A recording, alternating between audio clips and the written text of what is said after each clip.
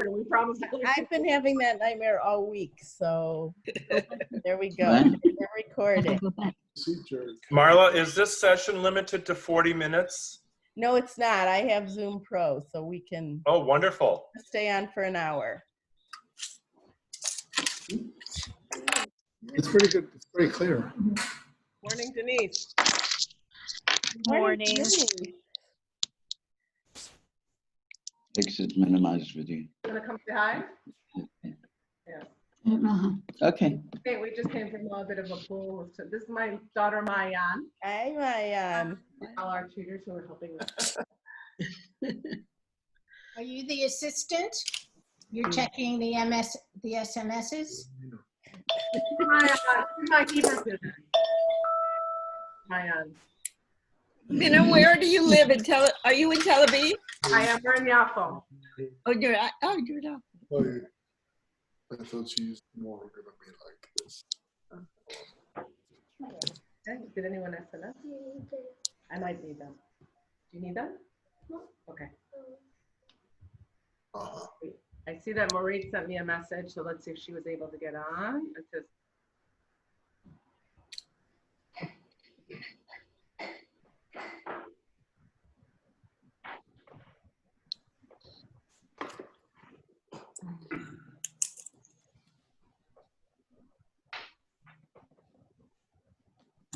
okay.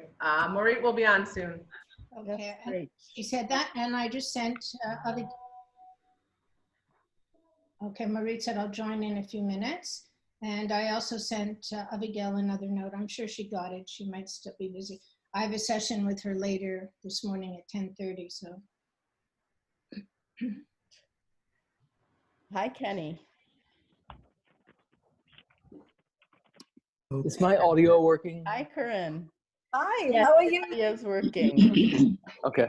Okay, and there's Abigail. Shalom, Abigail. Hey, Somchem. Lisa. Hi, Abigail. Sharon. Good to see you all. Fantastic. Hi, Abigail. Naimon. Oh, that's Minna. Wow. Ah, Mina, hello. Wow. Good to see you. Good to see you too. Abigail, it's nice to see everybody's faces, right? Yeah, wow, it's amazing. Abigail, I washed my hair and took it out of a ponytail. Wow. Every time I see her, I have a ponytail. So Yeah. it's time to start. I think we'll start, yes? And people can come on as they come on. Okay. Because our time is limited. So I'll introduce myself and Minna and Queenie for starters. I'm Marla Gamron. I run Skilled Volunteers for Israel. This new program, English Biyachad, was really something that Minna and I developed as a result of COVID, and it's exceeded, I think, initially our expectations of how exciting it is. We're working with you to provide one-on-one tutoring to Israeli young adults. Minna's going to tell you a little bit about our partners that we're working with. And we answer every question in the world that you may have today. We have 1 hour, but we hope to get some information out to you and to open up the dialogue so that as you're working through, we learn what's going well and where you need help, and we can address it. So Minna, I'll turn it over to you. And I will ask that everyone mute themselves, but the facilitators now, if that's possible. I can make Queenie also a co-host. Can you leave Abigail on for a few minutes just at the beginning? Thanks. Queenie, can I make you a co-host, or do I have to make you just the host? Whatever. I'm just going to say I'm making you a host, Queenie. First of all, I wanted to say thank you to everybody for volunteering your time to be a part of this. It's really exciting for me. I'm on the Israel end, and I get to have phone calls with great students. Some of them, like Abigail, have finished their BAs and need it as they go into the professional world. We've got some students at Tech Careers, which most of you will be either with the students or their alumni. I actually think I'll say more about it at the end. Enough time.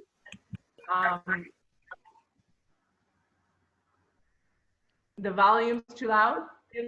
No, It's slow it down. vibrating. You're speaking too fast. Okay, I'm worried about time, so I speak fast. Okay, so I just to say thank you to you all. And I know that our partner organizations also thank you. This is a great opportunity for their students. Abigail is not part of a program.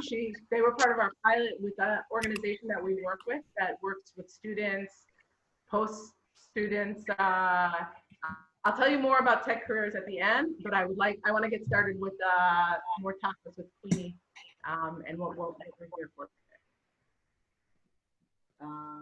Should we get started, Marla? And then at the end, I have some comments, but I want to give Queenie her Okay, time. good. Queenie, are you ready to start? I am. So hello, everybody. I'm a volunteer like the rest of you. I live in Canada, and I was lucky enough to meet Marla about 7 years ago when I volunteered with my husband. We spent 2 fabulous weeks in Yerucham, and we developed a program there also called Angliada. And again, that was just a program to expose people in the community to English and to make them feel comfortable to speak and to write and to just have a conversation. And I asked that Abigail be part of today's session because she's, I don't like to call her a student, but she's a person that I'm working with. And I think we have to find a better word. And I've been sort of thinking about this for a while since questions have been coming in from some of you. And I think some of us are getting hung up. I've been a teacher for over 50 years, so I have a teaching background. But I think for this program, as well as for the program that I did in Israel, don't think of yourself as a teacher. We have to think of ourselves more as a mentor. We're there to be supportive and helpful. So I think I have something that I'd like to share with you, if it'll come up, of course. Let me see. Oh, it did. Okay, let me see. Can you see that? Does that show up? Yes, Marla? yes, it shows up. Okay. And maybe Queenie, as just as a part of it, because we have people who are less experienced with Zoom, you could just talk through how you put that up. Yeah, I will. Okay, so let me stop share. Okay, so at the bottom of the screen, you can see it says security, participants, chat, share screen. Does everybody see those words at the bottom of the screen? So anything you have open, Yep. everything you have open on your computer, you have to have, She can't hear you. you have to open up. Unmuted, but she has asked us to. Yeah, that's okay. Everything that you have open on your computer, you can then share. So I'm going to go back here and I'm going to say share screen. So I hit the button that is beside it that says share screen, and I go onto my computer and I choose what's open, and this comes up. Can you see that? And it says mentorship. It says overarching principles, mentorship. Oh, okay. So it's okay. So it's showing the other one. Okay, thank you. That's the one I really wanted. Good. Both of them opened. Okay, so these are overarching principles of what I think our role is. Anybody know what that's called when you have letters and what that word is called? This is a teachable moment. Teaching moment. An acronym. It's called Acrostic. an acrostic. Acrostic. Yeah. So when I'm working with my people, I always sort of throw something in, and then we have a whole discussion around it. And then we say, okay, what's the difference between an acronym and an acrostic? And normally I don't know, and I have to Google or have to say, hey, Siri, and I find out the answer. But I did this last night because this is how my mind worked. And when I work with the people that I work with, this is what I attempt to do. I try to motivate and model, and if I try something and it doesn't work, then I modify what we're doing. And our job is to engage them and to encourage them. Like, I don't think we have to worry so much about the word educate, because educate is part of the whole thing. But we're there to help them. And as Nina said at the beginning, every student is going to have a different need. So it's going to be needs oriented. You're going to have a conversation at the beginning and you're going to say, hi, we're going to be working together. How can I possibly help you in the best way? And some of them say, I need more practice with conversation. Great, let's do that. I know some of you asked, why do we have to use Zoom? Why can't we use WhatsApp or FaceTime? If it's a conversation, absolutely. But if you want to get into other things like showing screens like I just did, it's a lot easier using Zoom. As well, if you're on WhatsApp or FaceTime and another call comes in on your phone, usually it beeps off and puts it in pause. So that's why I prefer Zoom. If you look through, you can see we're always, when we're working with the person, we're looking for teachable moments. We're looking how to troubleshoot. They did something, we're not really quite sure what the issue is, so we talk about it and then we figure it out. And then you can track how they're doing. I know a few people have asked, how do I know when to move on? You know, how much can I teach and then move on to the next thing? I think it's not, we don't have tests. We're not scoring them. They want to improve. They want to improve their writing. They want to improve their reading. They want to improve their conversation. So I think this is the best way we can do it, by building a relationship and trying to get them encouraged to participate as much as possible. If you're just starting, here's some questions that you can ask. Hi, how can I help? Is there a particular skill that you'd like to focus on? And they go, focus? What's focus? Oh, something that you want to spend time doing. What's most important to you? And here's just different ways of asking the same question. Are you doing something well, but you want to even raise the bar? Like when I've worked with Abigail and I've worked with Maureen, they have certain skills that are quite solid, but they want to raise the bar of excellence. They want to get to the next level. They want to write emails without making mistakes, or they want to write a proposal, or they want to go for a job interview. So you ask them how you can help them and move the bar forward. So those are the kind of things that I think could be helpful. I took that screen off, and then this is another one. Oh, it was already there, I guess. What happened there? It's just showing up. Could we ask questions? Yes. Queenie, something that you just said that concerned me a little bit in working, because I've done ESL with other languages and students. You were just talking about raising the bar. Some of them, because of their English, take everything quite literally, and I think we have to worry and watch about idiomatic language. Yeah, well, I'm speaking to you when I say raise. Right. No, but I mean, that was a question that we might ask them. No, but even, and I could, all of a sudden, I could see somebody, totally thrown by that. Yeah. But then you explain it. Yeah, you explain it, and you say, in English, we have lots of expressions. And right. No, of course. But that, I find that I've had that problem sometimes. Right. So, yeah. Right. So, of Queenie? course. Yes. Queenie, yeah. will the pop-ups that you've just shown be available for us to download and print? Okay, Absolutely. I'm going to share them with Marla and Mina, and then we can print those off, because those are just overarching principles, but it's helpful if you're going to be talking to somebody else. I think, that would be helpful. Marla, do you want to pull up on the screen? Yes. The adult? Yes. And I'm going to pull that up right now. And then I see. As you're pulling it up. Oh.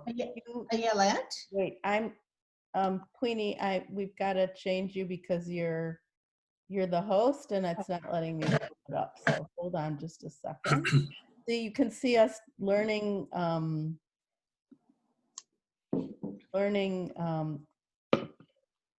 you need me to make me the host in order? Oh, I'm going to reclaim the host. Okay, here we go. We just let you know both Maurice and Abigail are on. So if you wanted them to speak a little bit, they're both here. Okay, Queenie, here's this. Is it showing up big? Yeah, thank you. Okay, I'm going to. Effective strategy. No. So Abigail, can she hear me? Abigail, she might need to take she might need to put her microphone back on. Okay, well, while we're waiting, maybe you can send her a chat note. Yeah. No, okay, Oh, there you are. So Abigail, I would just like you maybe to speak for a moment or two about being on the other end of on the spectrum, like we're trying to help, but you're being helped. So can you give people just a few words that might be helpful to them? Yeah, of course.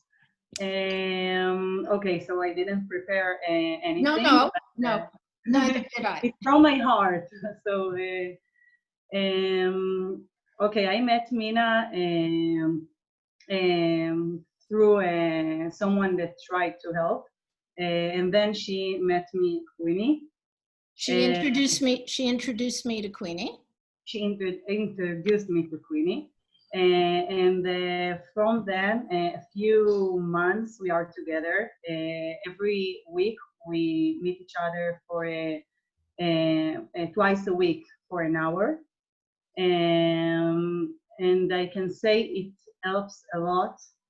It makes you feel, I mean, someone who wants to help you and someone who is there for you and care for you. It's a great feeling. It's not like a teacher that you pay his money after the lesson. It's something else. We have a beautiful relationship, and she helps me a lot. I must show you. She after every lesson she write me a mail, and she write there all the words that I didn't know.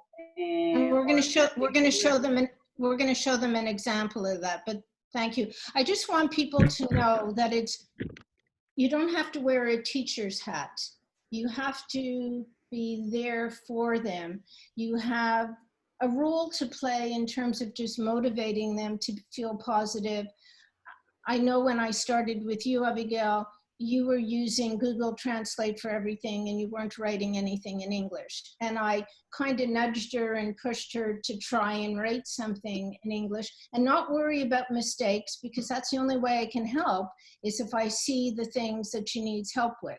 And so if you build that relationship with the person you're working with, I think it's going to be really, really helpful. And you're looking for real world outcomes, as it says on this sheet here that we're going to send you. And basically, what do they need help with? Is it a project at work? Is it a project at home? Abigail does an after work project where she's working with youth. So we've discussed that and we've had some ideas around that. But basically, as we're speaking through the session, I write things on the whiteboard. And I think we're going to show an example now, right? Yep. Yeah, okay. A little bit small, I'm sorry. Okay, it's a little bit small, so it doesn't matter. So here's Abigail, and she wrote something on the whiteboard. And then what I do afterwards is we discuss it. And I show her how things can be improved or how it could be written better in English. Can you move it up to the next one? I can't. Okay, so here I've taken what she wrote and we go over it. And then you'll see, for example, families, your family's health. She didn't have an apostrophe S, so that became a teachable moment. And I said, in English, when something belongs to a person or a thing, we put in an apostrophe. And she said, apostrophe? What's an apostrophe? So then I write the word apostrophe on the whiteboard and I explain what that word is. But I didn't start the session by saying, hi, Abigail, today we're doing punctuation and we're going to start with an exclamation mark, or we're going to start with a apostrophe. It comes up as you go along, and as long as you have the confidence to do that, I think that that works best. So you'll see the ones in red, I put families and then I explained about that. Also, when I read something to her and I said during sounds like a J. Maybe it's how I pronounce it. I don't know. So I wrote the word during and I said it sounded like during to you, right? But then when we practiced it a few times, she heard the D sound. And then everything that was in yellow, those were spelling. And then afterwards, she takes that away, she prints that off. And I don't the next week say to her, okay, Abigail, did you practice all those words? And now I'm going to give you a spelling test and know how do you spell health and how do you spell important? We just move on to something else because she's an adult I've helped her. And if she wants more help with it, she can say, Queenie, remind me again what that little mark is called when you're saying something belongs to, oh, you mean apostrophe, and we'll discuss it again. Make sense? Okay, let's move it up a little. Okay, so here, this is what Abigail was telling you. At the end of our session, I send her a summary. Each time we finish meeting, I send her a summary. And I tell her about what the new vocabulary is. And then I had some whiteboards. I think you'll see some examples of what's on the whiteboards. Okay, I guess I can move it myself. Okay, so these are the whiteboards, and I'm going to show you how I do it as we're speaking.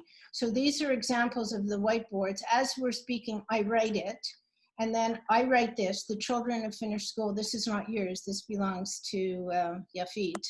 But we write this, and then I say, okay, now that you told me about that, and I've written down what you told me, let's see if we can read that. And sometimes speaking it and saying it is different than reading it. So then I have them read it if that's a skill that they need practice on. Can we move that again? Okay, so then again, this was a Yafit and a sample of how I wrote the write-up on what we discussed. I'm not sure why I'm having trouble moving it, so you need to move it for me, Marla. Yep. Okay, so let's stop right here. So here again, this was another email that somebody wrote me back and said, hi, Queenie. Oh, this was Yafit. Yafit was actually my first student that I started working with. And then for a few weeks, when I called her, I saw her holding her head and I said, do you have a headache? And she said, I have a really bad headache. Anyways, it turned out she had a retinal tear and she had to have an operation. So I said to her, okay, so we're going to stop for a week or two. You let me know when you're feeling better. Yafit was another person who never wanted to write anything in English. And look at the beautiful note she wrote me. Hi, Queenie, how are you? I didn't feel good this week, and yada, yada, yada. And then she wrote me back, Queenie, how are you? I feel better. I will be happy to speak with you. When will it be good for you? So she reached back out to me. So to me, that made me feel really terrific. And then when I spoke with her, I went over how she could have written that a little better in English. And that seemed to be what works for me and works for the people that I work with. Is there anything else there, Marla? Nothing on there. So okay, so let's stop share screen. And what I want to do is I'm going to share screen. A host disable material sharing. Okay, I gotta make you. You have to let me. I have to make you be host again. Hold on. Yeah, sorry. Oh, it's okay. I want to show them how this works.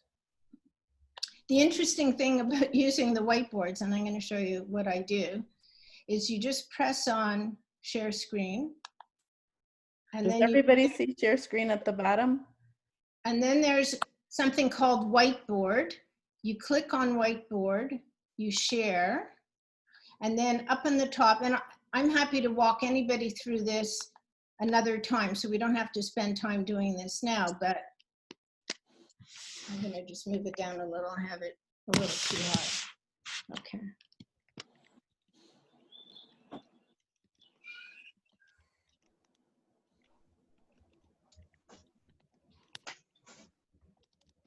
So as we're speaking, I'll say something like the whiteboard is a helpful tool.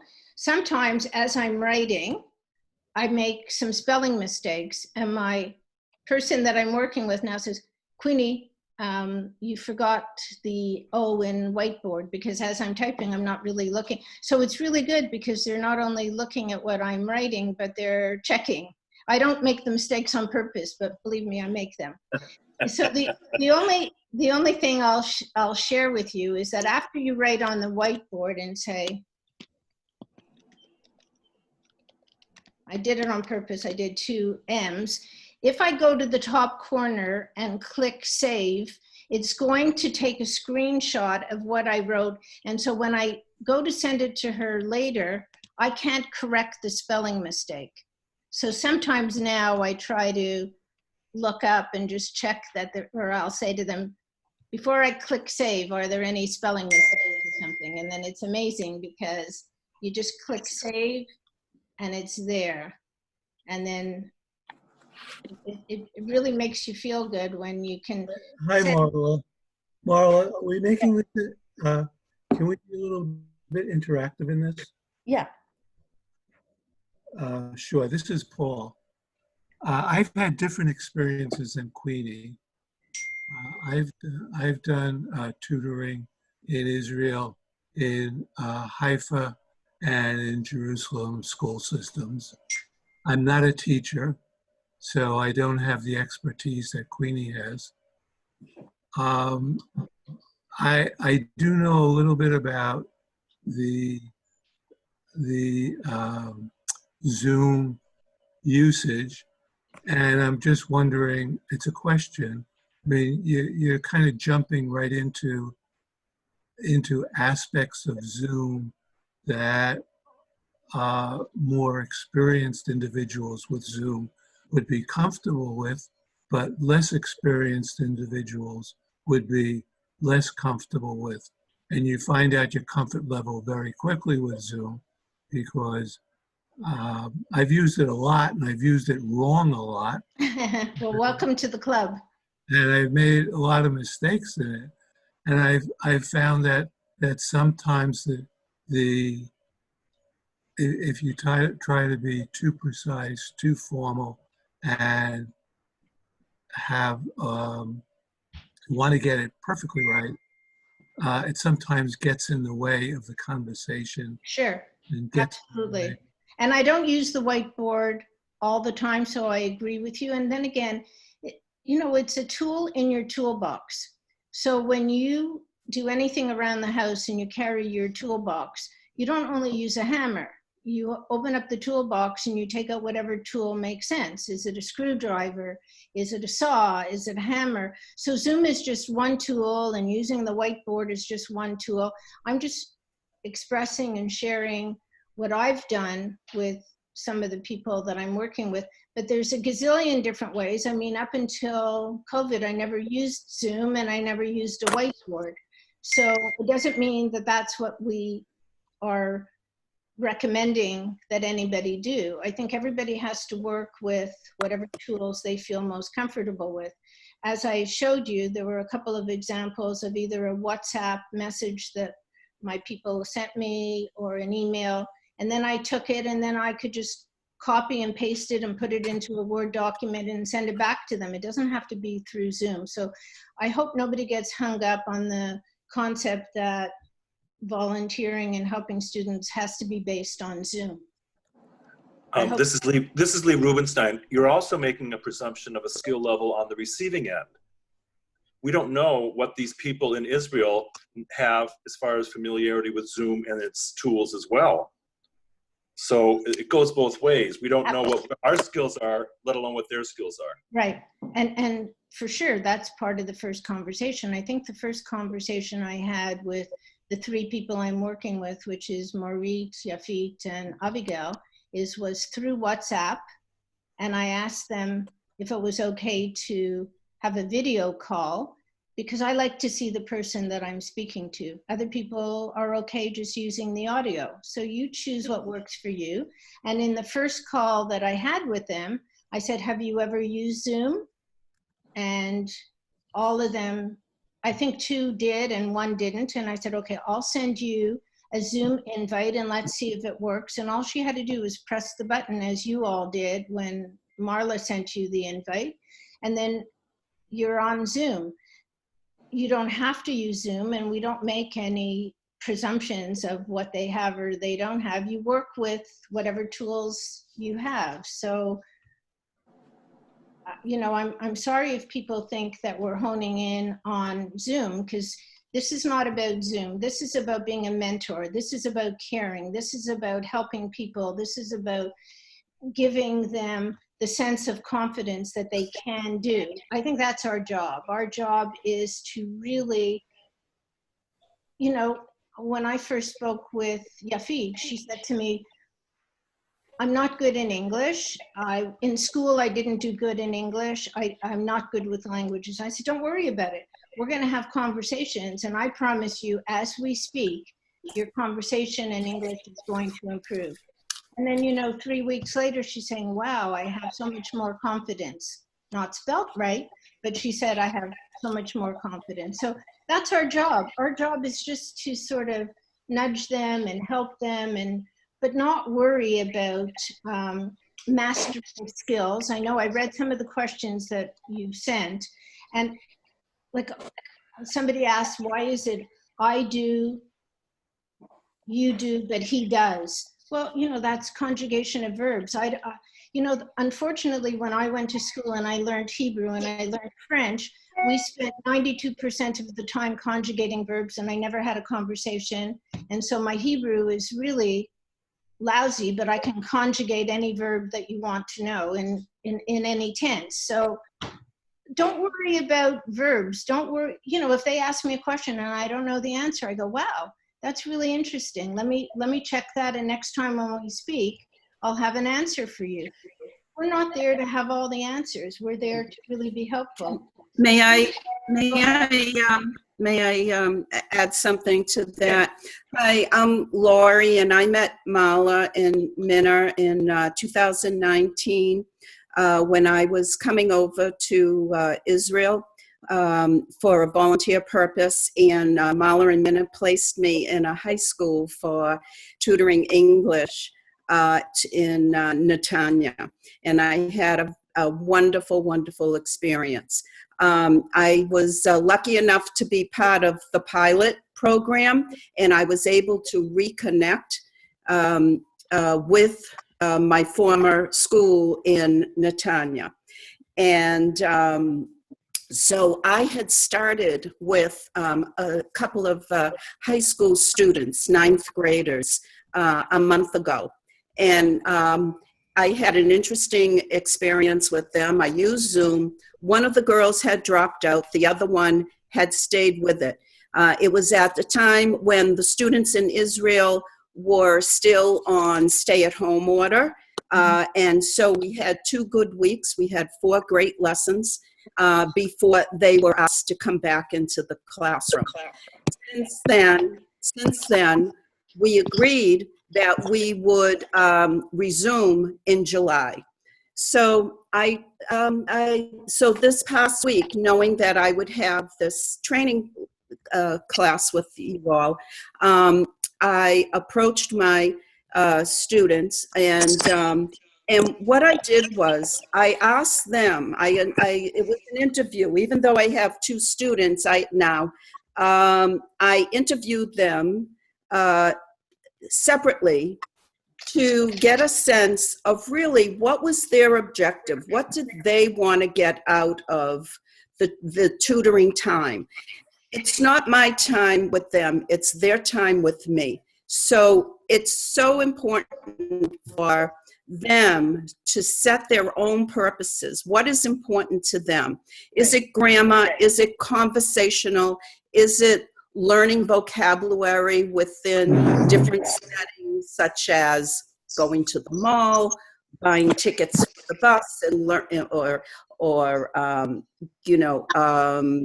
going. That's the other thing. In different settings, yes. Absolutely. So, Lori. So, yes, Queenie. So I just want to say that when we started with the overarching principles, thank you, because that's supporting what I'm saying, is that you really want, first you build a relationship, you have a conversation, and then you want to know what they want. What is it? How can I help you best? Where do you want to focus on? And slowly you can make a difference. I know when we first started, somebody asked Mina to speak a little more slowly. Israelis speak very quickly. And so one of the things that I also say is, some of them are concerned that people don't understand them. I said, if you want people to understand you, you have to speak a little more slowly. You have to pronounce the end of the words. And those helpful hints that you're giving them will make such a big difference for them as well as for yourself. Yes. And it's also building their confidence. Both my students, I feel, are very well, they speak well. They understand English well. The writing is a whole nother area that So presents if you had one challenges. Lori, But Lori, if you had one tip to share with everybody else, Lori, if you had one tip to share, well, I don't hear her, Marla. It's okay. I think I don't know where she went. She's here, but I can see, but we can't hear her. It's muted. Oh, there we go. Okay. Yeah, I just one more note, Queenie, please. And then, so to your acrostic on mentor, I want to add an S for smile. Because I find when I'm on that Zoom with those students, if I don't smile, I don't know what they're thinking. I love that. So add the S for smile. I will. That is so encouraging. The universal symbol for encouragement is Beautiful. smile. Love that. Thank you. Hi there, folks. Before you move on, I wanna add something. This is Minna. Can I add something? Sure. 30 of you have been set up as of today, and most of you, the pilot, this probably didn't happen, but since the pilot, as part of an introduction, I write an email to each of you and also to your student, to your mentee together. And as part of I interview each of the students. Some of them are actually students now, some of them are alumni at Pitt Career. And as part of that, I actually ask them, what are you hoping to get out of your time with your tutor? So already they're starting to think what it is that they want. Right. A ton of them, just like Laura just said, especially they're adults, they're in their 20s and they're like, I really want to gain confidence in my speaking or my writing. That's a big deal. And when I write you the email, I'll put a few sentences in saying, Abiel is hoping to increase his confidence, and in parentheses, but I'll let him tell you more about his goals. They've started to think about it, and really, a lot of them will tell you about their confidence in speaking English. A lot of them will tell you about their traumatic experience in high school learning English. So you'll hear that's a great place to start. Yeah. I think there's different segments, as my understanding is. I'm working with an 8th and a 9th grader in high school. You may be working with an adult, looking for a job, or someone who has already graduated high school, or, as the program is presenting the Ethiopian students who are finishing up their terms in the service. There's an array of audiences that we are working with. What my lessons consist on might be different from somebody else's, will be different, very different from somebody else's. So Lori, I'm working on an academic because high school. Yes, Lori, I'm done. Okay. No, it's just that we're about 38 people online, and what I want to do is just make sure that we're covering all the areas that we need to. I don't mean to cut you off, but I see some other people have questions, but everything you said is absolutely pertinent because everybody has individual needs. Harvey, you had a question? Yeah, 2 questions, brief questions. One is, based on the experience of all of you in the project, what is the ratio of written to spoken interaction with the students? I would say, and maybe Abigail can jump in, but I would say we speak throughout the whole time, and even when they're writing something, like sometimes I'll hand over the whiteboard to them and ask them to write something. And this was kind of interesting because with Maurit, I had her write something, and also Abigail. I had them write something and she wrote beautifully and she was shocked. She went, wow, I can't believe that I wrote so well, right, Abigail? Like you were shocked. And then I said, okay, what I'm gonna do is I'm gonna read something to you and I want you to write it. And so then she wrote it. And she said, wow, that was harder because I had to listen and I had to write. And maybe, she said, when I was writing, maybe I chose words that I already knew how to write. And so I pushed her to another level. But you wouldn't get to the writing unless that was something that they really wanted to do. If you have a person that you're working with and they say, look, I'm going out for dinner with my friends and I want, hi Marit, I just saw her. It's Yeah, good to see I'm you're here all the healthy. Good to see you got a negative response to your COVID. Yeah. So Harvey, like if they want to go to a restaurant and they want to be able to read a menu or order something, so then you focus on that and you don't have to worry about writing. If writing's not important to them, why is it important to you? So to Lori's point, you check what's important to them and that's where you start. Okay, and last question. I will just add that for Harvey, that now that we're starting to work with the alumni, so far the alumni that I've spoken to, because they're now in their high-tech jobs, and they have international clients, some of them do want to work on their writing. Some of them speak quite well, but they want to correct their mistakes as they're speaking, and they actually want a little bit of help with their writing. Okay, and last question, is the use of Hebrew here and there strictly forbidden? Why? I'm asking. There's no rules. Why would, like, there's no right way or wrong way to do it. Like when I ask Marit or Abigail to write me a note, I say, I'd rather you don't use Google Translate, write what you're writing, and if you don't know the word, put it in Hebrew. Like, you know what? Okay. This is Marla. We're there as a mentor. We're there to help. Why shouldn't you be able to? Like when I was talking to Yafit the other day, she told me she had eye surgery. And I said to her, was it cataract? She said, no. I said, was it an infection? She said, no. I said, okay, Google, what is it? Like, I want to know what it was. And she said, a retinal tear. I went, oh my goodness. So of course you use that. I mean, if you know how to speak Hebrew, you're not going to spend 92% of your time speaking Hebrew to them, because the whole point is to give them the opportunity to practice their English. But absolutely, you can use it's a tool in the toolbox. Queenie, this is Marla.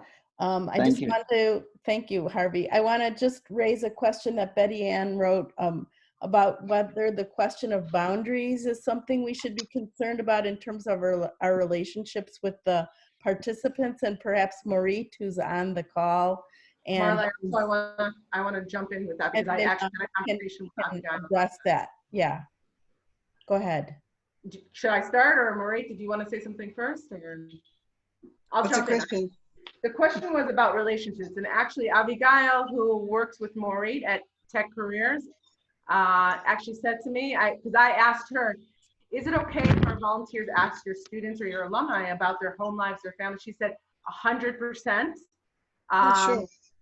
First of all, this tutoring, and Abigail said it, thank you before, she said, working with Queenie is not just about a mentorship, it's about building a relationship. And sure.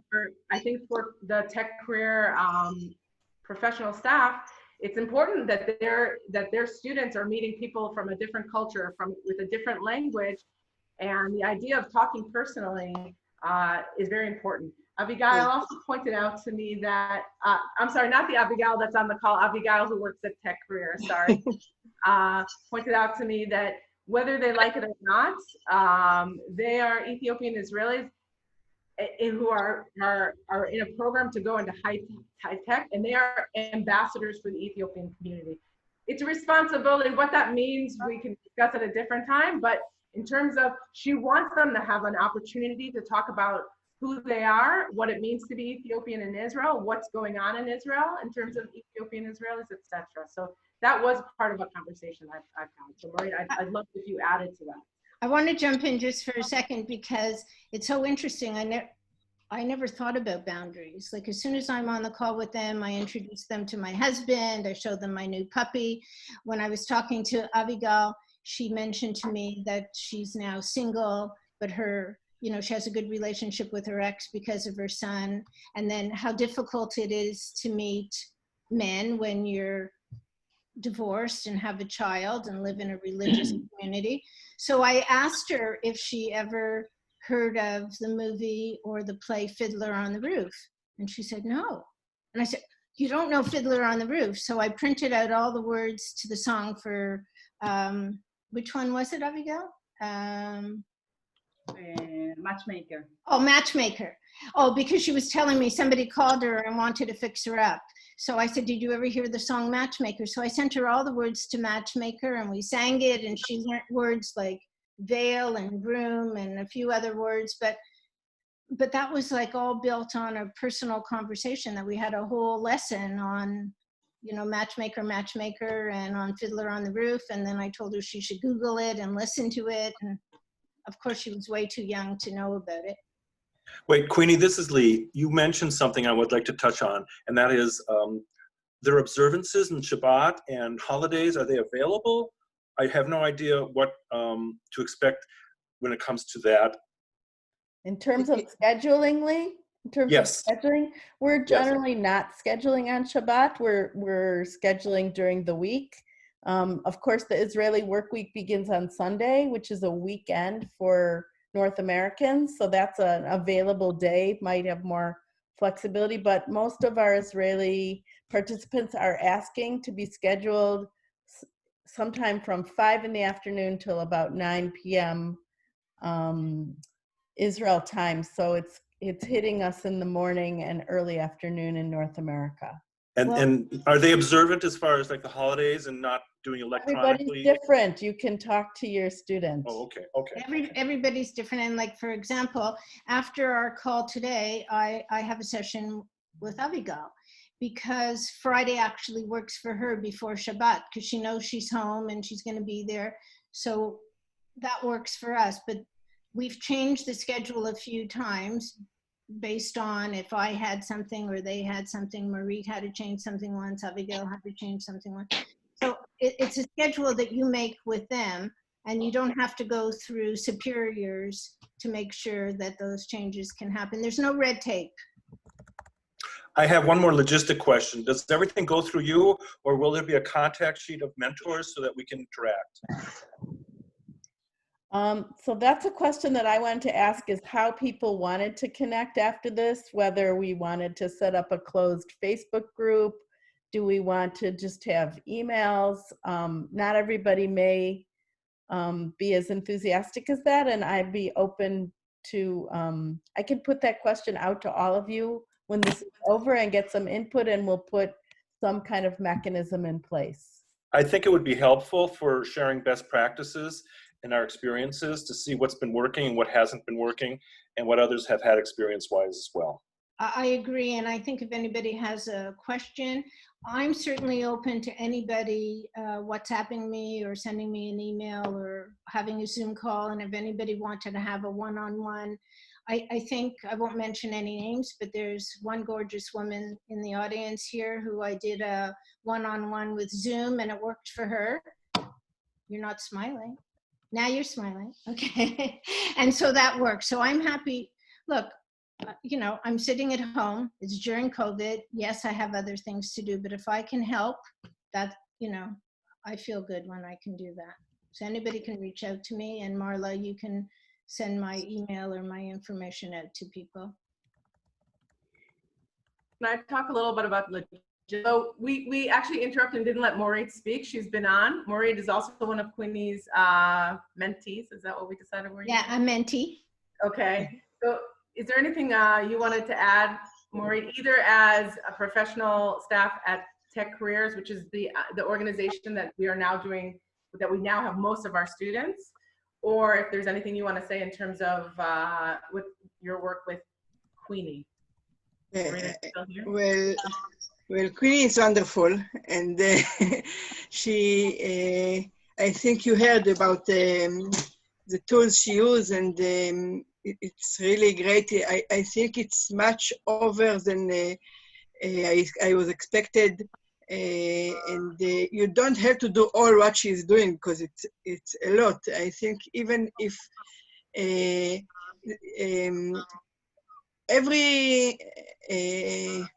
every conversation is helps our students and our graduates.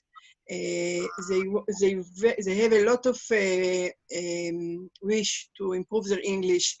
They need it for work. They need it for their interviews, and even that this is our main aim. the relationship is very important. So take time for the relationship to know each other, to speak about life, not only of what they are doing and how they prepare to their first interview. I think that as most that you will know each other and you will feel close, that it can be, there is a much more chance that it will be success, and it's that you will going on and going on.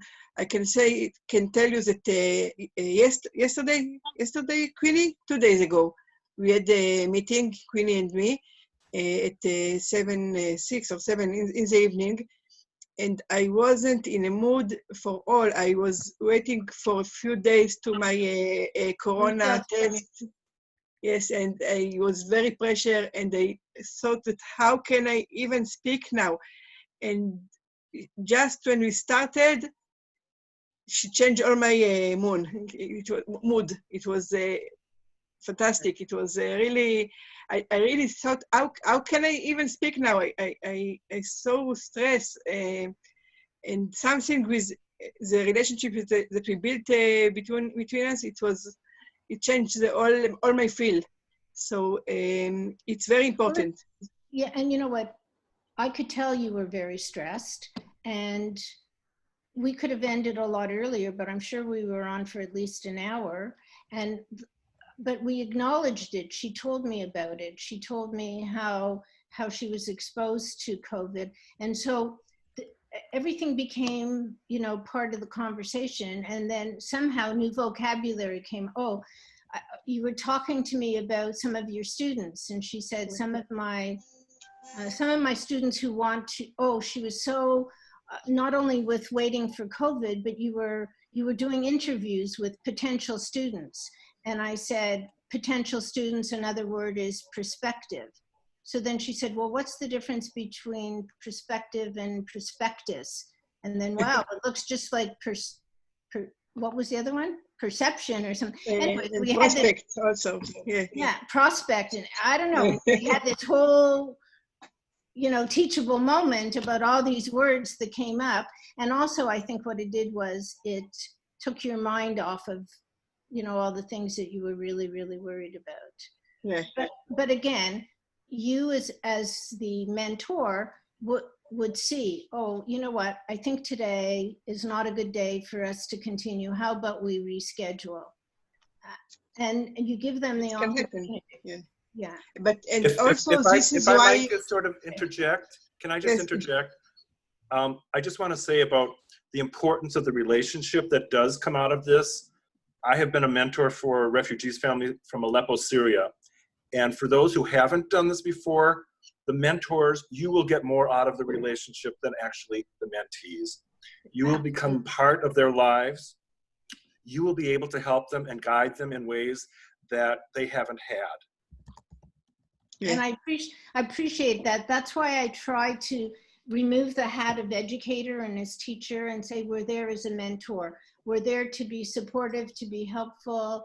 Maureen has a daughter, Hillel. A couple of times while we were talking, of course, when does your kid want you? Only when you're on the phone or on a Zoom call. The rest of the time, they don't need you. And so what I did was I sent some homework for her so that she could be busy. And so, she understood that her mom is learning and now here's some stuff for you. But I mean, I've met her. I've met Abigail's son. Abigail and Maureen have met my husband. I mean, it's, as you said, it's a relationship. And truthfully, I was very concerned, and I said to Marie before we got off, I said, please text me as soon as you get your results. And 1:27 in the morning, I looked at my phone and yay, she got some negative results. So, Queenie, it's Marla. We have just we have 9 minutes left. I just want to make sure that any other questions that people have, I know there were a lot of... Marla, I just want to say something more. For the relationship, I think that video conference is very important. It can be Zoom or another way, but it's important that you see each other, that you will focus on the conversation and not of other things. So I think it's important. I can say that you can also use WhatsApp for texting, because to improve our spelling and our writing is it's important to us either, but not. But the video conference is very important. To see the face-to-face. Yeah. And as Lori said, you see the smile. We have to add the S to mentor. So Queenie, there's several people on this call who have started with their students. There's other people who are waiting to be matched with the student. And I think that there's some questions about how do you start it so that you know that when the students express what they need, that you're building a session that's focusing on the student and their needs, and that's moving forward, so that you're really getting the feedback of how to address your students' needs, and make sure that we're sort of targeting where they want to be. And so again, what I would emphasize is it starts with a conversation. It starts with the discussion. Tell me a little bit about yourself. How is it that you want to do this? Oh, that's wonderful. How can I help you? And sometimes they don't even know where they want their help. And from week to week, what are you doing to prepare for lessons prior to getting on a call with someone? And then we've talked a bit about the follow-up, but how are you using follow-up as a tool? Well, I have to say, it's valuable. I spend more time after my call than before my call. I don't worry before the call, what am I going to talk to Maureen about, or what am I going to talk to Abigail again? Today I'm going to focus on this or focus on that. I don't. We start with a conversation and it builds from there. And then during the call, we have teachable moments. And then at the end, I'll get off. And when I'm summarizing, I sometimes add extra material or extra things for them. I spoke to Yafit, and I'm going to speak to her again on Sunday. And she said to me, next week, I'd like to focus on banking terminology. So I Googled like banking terminology and I came up with like a whole bunch of terms, but I'm not going to impose those terms on her when I see her on Sunday. We're going to have a conversation and I'm going to say to her, okay, so in banking, what do you want? And so she wants to hone in on loans or on money or whatever she wants to do. Then I can say to her afterwards, here are some additional words that I Googled and found for you. And if we have time, I'd put it on the whiteboard and we could go over them, or I would send them to her after the session as a supplementary piece of material. So I don't know if I'm a bad teacher, but as a mentor, I don't worry about what my discussion with them is going to be. I'll say to them, is there anything you want to review that we touched on last time? And sometimes something will come up that they want to review, but you're dealing with adults. And so, as I said, one time I think with one of them, it came up possession or interruption. Why does the ending, I think it was Marie, right? Why does the word end in T-I-O-N and not S-S-I-O-N, like in permission? So we had a discussion around words like that. And I said, usually in school, after you read a lot and you see it a lot, you eventually learn how to spell it. But then I got off and I Googled, because I didn't even know the rules, but there are certain basic rules. And I think I shared them with you, Marla, that's in the guidebook. But I mean, I've been a teacher for a gazillion years and I never even really knew what those rules were until Maureen asked me. So that, well, you all learn, you know, the mentee learns, but the mentor learns more. And I agree with you that we get much more, Lee, out of it than the person on the other end. You know, Queenie, if I can just follow up on what you just said, I'm going to underscore the importance, I think, of having this group interaction. For instance, if you need banking terms, I have those. If I need teaching terms, you have those. I think if we cross connect and spell out what we are looking for. Somebody in the group might have something that'll help us in our search to help these people. That's a great idea. And you know, it's voluntary participation. Nobody has to feel compelled to be part of the group, you know, but I think it would be helpful. We're all in it for the same reasons. Marla, there was a question about, are there any go-to lessons? Somebody asked that, any go-to lessons that everybody should be covering? Well, as we said, everybody's a little different, so I don't know. But if we all share our material like Lee said, and we keep sending it to Marla or Mina, then that could be incorporated into the guidebook. But I don't think that there's any 3 specific things that everybody must start with that I can think of. Maybe other people have their own experience. And again, I'm one voice. We're 38 people online. Each one of you are equally capable of speaking as I am today and talking about your experiences. Like an idiot. So we are just down to the last 3 minutes of this call. And so what I would suggest in terms of follow-up, some of you are working already with students. If things have come out of this call that you would like materials for, suggestions, let us know. Some of you are going to be matched in the next weeks, and you may need something different than what was covered once you're starting to work with your student. I will send out a communication at the end of this that gives us sort of a summary of some of what came out of today, as well as asking you about how you want to be in touch with each other so that we are not having to throw everything through Minna or I, because our time is also limited.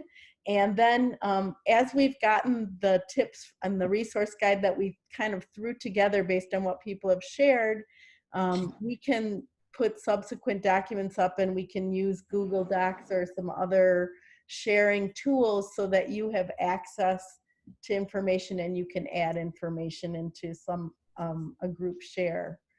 And if people want more Zoom help, we can schedule something on Zoom and we can do some one-on-ones. Some of us have more experience than others, and we'd be glad to do some kind of a technology training if people want that, to be able to use the tools and to be able to feel comfortable with them, so that you're structuring your interactions with your students in the way that works best for you and the student. I want to just jump in before we run out of time. Is that okay, Marla? Yeah, please. Okay.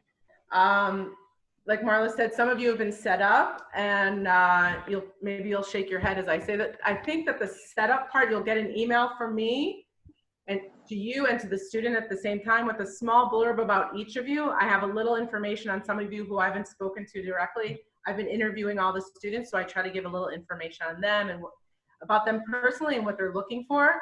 Now, I think the setup part might be the trickiest and the hardest part.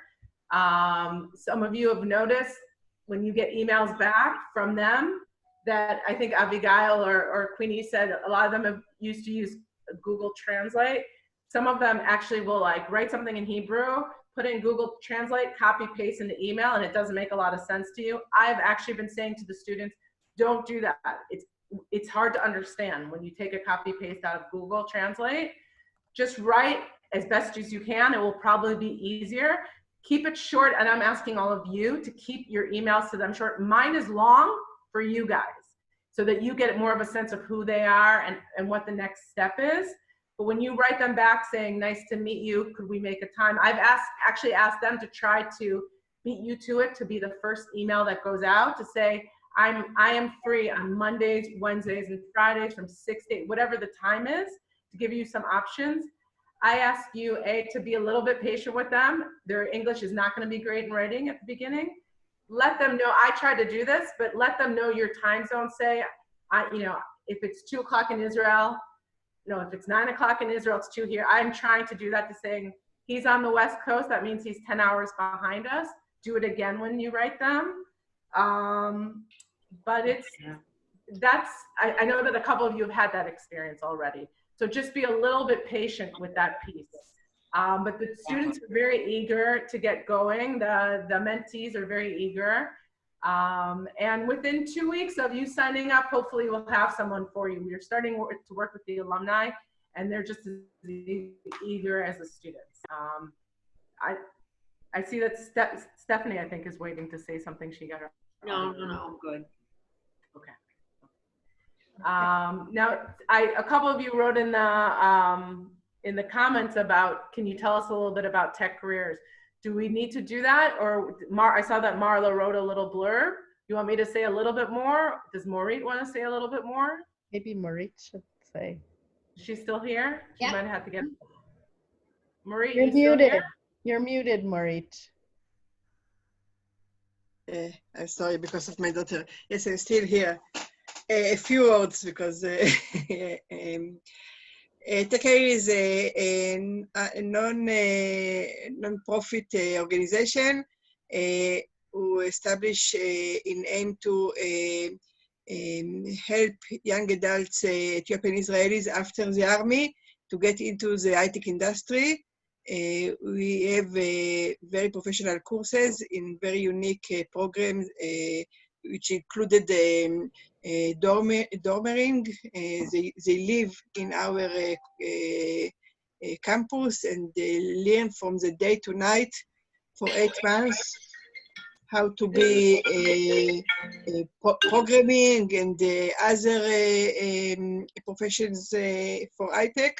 And we give them all the tools to find their new job and to change all their life and their family's life and their economic level by changing their career.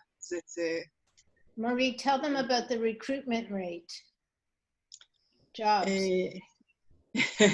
Hi. I wasn't prepared to it. Well, you told me that it's about 90% that you have. Yeah, about 90% of our graduates are finding their job, recruitment. Yeah, and got into the industry. Some of them by roles that we find them, and others by some others find by themselves. They got a lot of tools through the course to do it, to find their job. Thank you, Maureen. That was fantastic. So it's time. We are going to honor the time of everyone on this call. There were 38 of us. So thank you very much. Shabbat Shalom to everyone. And I will follow up with you and we'll continue to move forward building this as we go. So thank you all. Thank you. Everyone. Pleasure. Shabbat Shalom. See you all. Bye-bye. Shabbat Shalom. Thank you. Shabbat Shalom. Thank you. Shabbat Shalom. Shabbat Shalom.